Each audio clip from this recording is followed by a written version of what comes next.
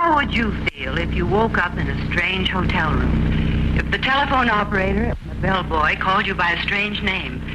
And if you noticed a strange perfume that you knew you had never used?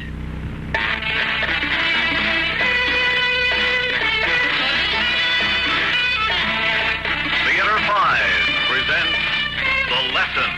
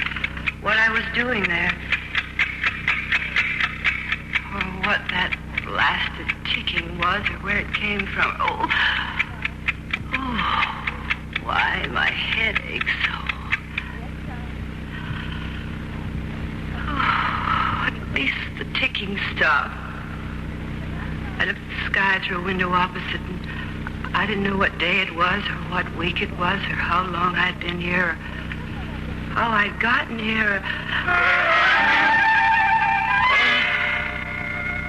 who had been sleeping in the rumpled bed next to the one I was in. I listened and heard no one. I could see into the bathroom and saw no one, and I wondered what had made me think it was a man until I saw clothes hanging in the open closet. Some men's clothes and some women's, too. I tried to get up, to have a closer look at them, but I couldn't make it. But I knew by this time that the women's clothes wouldn't be mine any more than the men's clothes would be Tom's.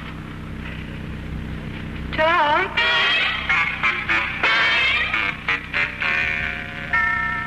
Tom? Tom! He didn't answer. He wasn't there. I didn't know where he was or how I'd gotten here without him or whether he was looking for me. Oh, he must be looking for me. He wouldn't come home from the office and find I wasn't there and not wonder what had happened to me. He must be looking and he'd find me. Somehow he would. I'd just wait for him. I'd just lie down. Oh, to lie down, go to sleep, give in, give up. Only I couldn't. Mrs. Ferris wouldn't let me. Mrs. Ferris? I know it doesn't make sense. It didn't make sense to me either, but there it was. Or rather, there she was. I didn't see her and I didn't hear her, not at first anyway, but she was there. I could tell by her perfume. It had to be Mrs. Ferris. Who else could it be? I was in her room, and her perfume was all around me, trying to wake me up. Trying to... No, not all around me, but there. There, by the telephone. The telephone. Of course. Yes, Mrs. Ferris? May I have some breakfast, please? Certainly. The usual? Yes, and, 2 pots of coffee black. I'll have it sent right up. Thank you.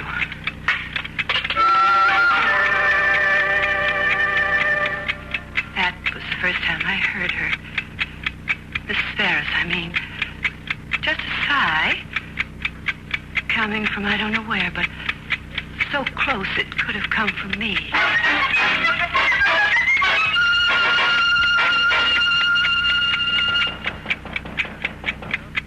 When the boy came with breakfast, I wondered how I could work up the strength to get up and let in, but I needn't have worried.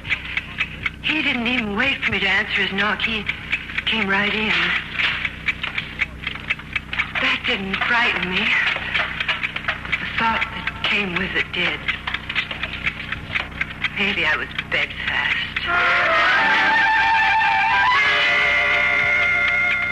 Good morning, Mrs. Ferris. How are you feeling? Oh, all right, thank you. A little groggy. Well, the bitter with the sweet, I guess. Do you want me to open a window? Yes, please. It seems awfully stuffy. You can say that again. What did he mean, the bitter with the sweet? Something. Whatever it was, he seemed to know what it was. I wished I did. I wished, too, that I knew whether or not... Well, nothing ventured, nothing gained. I am so sorry. I don't remember your name. That's all right, Mrs. Ferris. I understand. It's Mike. Are you okay now? If I could just have some coffee. Sure thing. Thank you.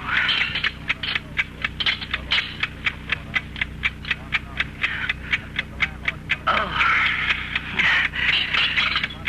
That's what I needed. Well, if you're sure you're all right. Yes. I'll be back in half an hour for the dishes. All right. Weak or not, I had to see. I couldn't believe it. I pushed myself up from the side of the bed, stumbled, staggered, somehow managed to propel those cotton candy legs of mine to the bathroom mirror. My hair wasn't my hair at all. It was long and golden and hung nearly to my waist. My own hair is short and brown. It was my face. It was me. What was I doing here? Why did they, Mrs. Ferris? And what was supposed to be the matter with me? The bitter with the sweet. Is it the pain? Pain. What medicine? And Mike's understanding that I couldn't remember his name. Was I drugged or something? Oh, my head felt like I'd been drugged. All the time? Or at night, anyhow? There it was again. No, not it. She. Perfume. And that fretful little cry. Mrs. Ferris. Mrs. Ferris.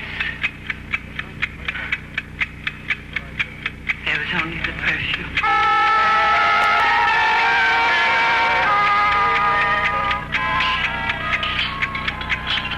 All finished, Mrs. Ferris? Yes, Mike, thank you. Well, what is it? Why, it's just... Excuse me, ma'am, but, well, you hardly ever touch your food. You really must be feeling better. Oh, I am. I wonder, Mike, could you get me a paper? A newspaper? From my space, I gathered I hardly ever touch one of those either. But I had to know where I was, what day it was. I thought, Mike, that I might like to go out shopping. Sure, Mrs. Ferris. Sure thing. I'll bring one up for you in a jiff. What was I doing, sitting on a strange bed, in a strange hotel room, trying to outguess a bellhop and figure out what was wrong with some woman I'd never even heard of? Mrs. Ferris, or no Mrs. Ferris, I was Pat Hopkins, Mrs. Thomas Hopkins, and I was going to get dressed and get out of here. Let somebody else make some sense out of it. The thing to do was to get to a phone booth someplace and call Tom. And if I couldn't get Tom, then go to the police. Oh, here, a newspaper. Newspaper, good. Friday, 16th. Friday. Wasn't there something about Thursday, something I had to do on Thursday afternoon? Oh, well, what does it matter? The thing to do was to get up. It wasn't possible. The door was locked.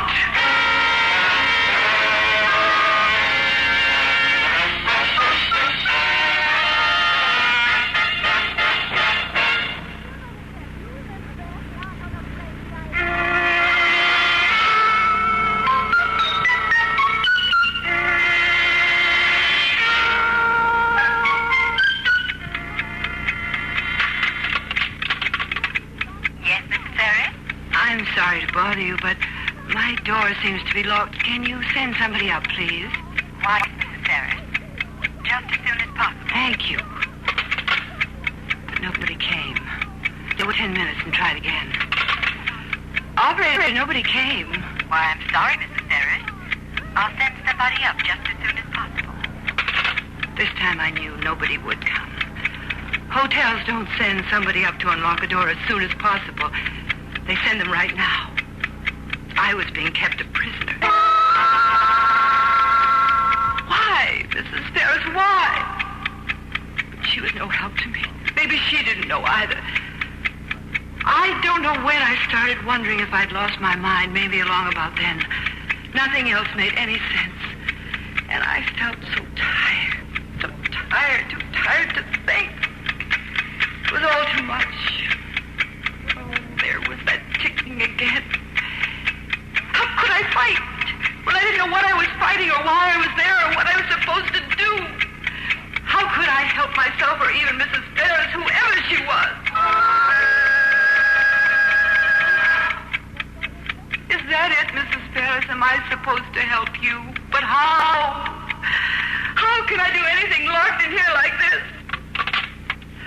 Operator. Why, Mrs. Ferris, I was just going to call you. I forgot to tell you before.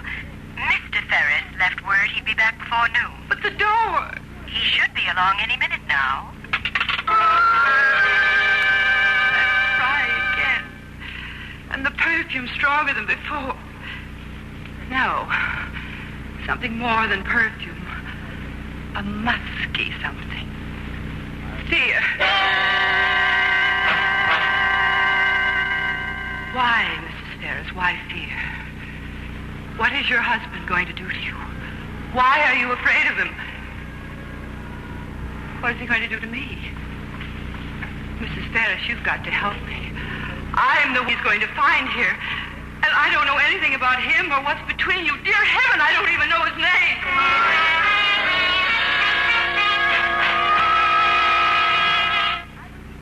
I didn't hear him come up to the door. I didn't need to. The musky smell got so strong it was almost overpowering. And then, curiously, as the door opened, it seemed to fade. The reason was soon obvious. Mr. Ferris was not alone. Well, my dear, I've brought someone to see you. Hello, Mrs. Ferris. I don't expect you to remember me. I'm Harvey McDonald.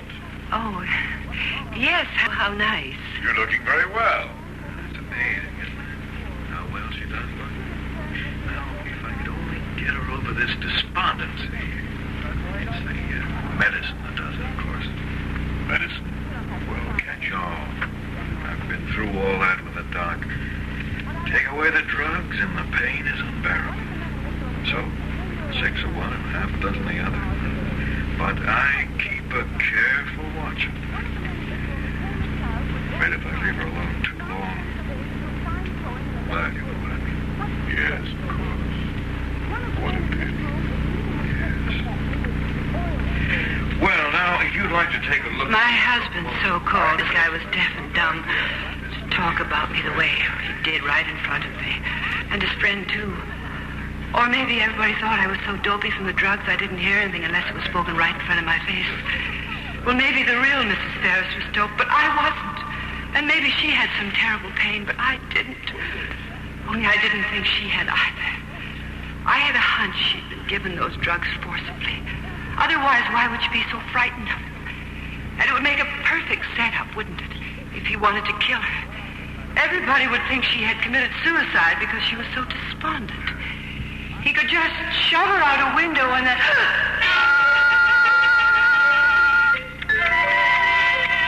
All I could think of was that awful ticking. And something about a Thursday afternoon. Every Thursday afternoon. Thursday afternoons at 2:30 sharp. Sharp. But what on Thursday afternoons at 2:30 sharp? And why had Tom laughed at me for wanting to do it, whatever it was? Why had he poked fun at me?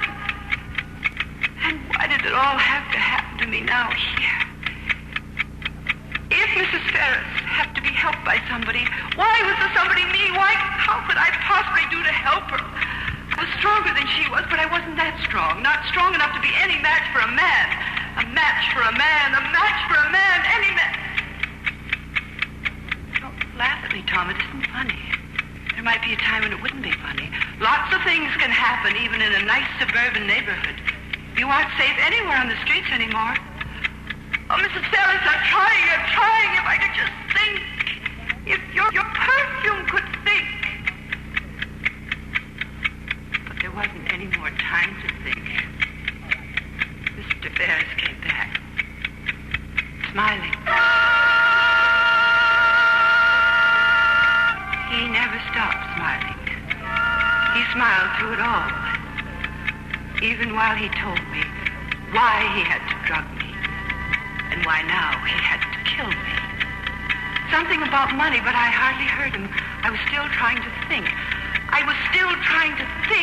When he backed me up against the window, when he put his hands out to grab me, when then I knew what it was on Thursday afternoons at 2:30 sharp, and I knew what to do, and I did it. I didn't do it very well. I never had learned to do it very well, but I did it well enough for the Mr.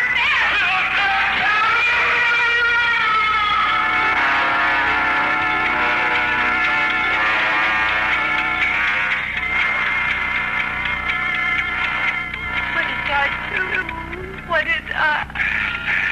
Easy, darling. Take it easy. Tom. Oh, Tom. I'm right here, sweetheart. Oh,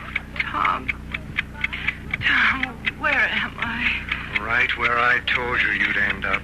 In the hospital? With a big fat bump on your head. Give me a mirror. You can't see the bump. It's in back. It isn't the bump. It's my hair. Your hair? Well, it's the same hair you've always had. Yes. So it is. Mrs. Ferris. Mrs. who? Nothing. To that ticking. Oh, just that old clock of ours. I brought it in for you. What am I doing here? Getting the stars out of your vision and some sense into your head, I hope. But... Oh... Thursday afternoon. Mm-hmm. Thursday afternoon. Now, will you promise me something? Oh, anything. No more judo lessons? No more judo lessons. That's my girl. Oh, and look here. These flowers just came for you. Oh, they're beautiful. Who sent them? Well, I'm not quite sure. The card only has initials on it. M.F. Max Faust, maybe? Mary Freeman, maybe. Or Mrs. Ferris. Yeah, they're beautiful, all right. But typical hothouse variety, no smell at all. No smell. Tom, you know about thought transference? Yes? Do you believe in people transference? People transference? Let me see your paper. No. Oh, never mind. He looked at me as if he thought I was still woolly-headed from my fall. But I just smiled at him. I could believe the whole thing was a dream. Or I could look in the paper and see if it really had happened. I think I wanted to believe it was just a dream.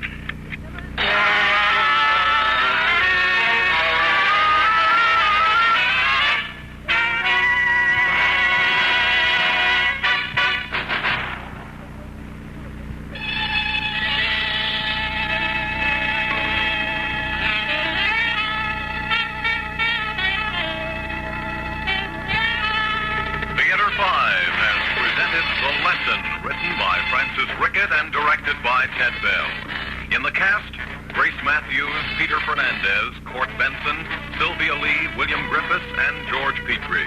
Audio engineer Marty Follia.